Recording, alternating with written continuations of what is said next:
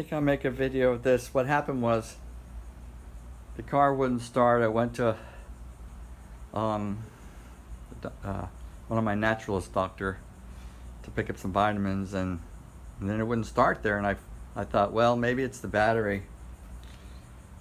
So anyways, I was there, and I'm thinking, well, I did leave the key. I got two keys, and I leave the key in the ignition sometimes. It's just kind of like, and I have the other key that I bring inside the house.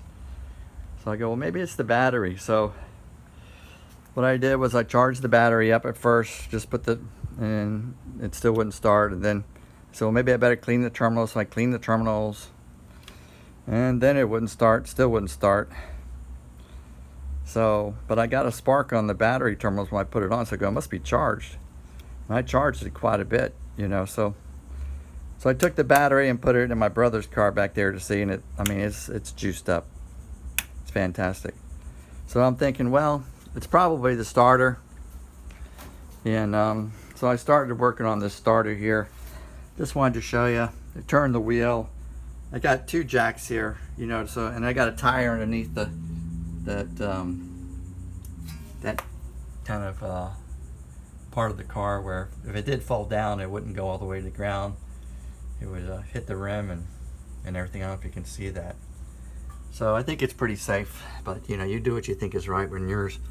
I just started taking off there's a little cap that goes right there where those connectors are, and I flipped the cap off, and I heard it drop, and it's almost like it dropped inside of something metal, like a pan, like it dropped in a pan or something. I don't know, but the next thing to do is I'm removing those two terminals that were there, and then I'm going to take off those two bolts there and pull it out, and then I'm going to take it apart and see what's wrong with it. Maybe it's a brushes.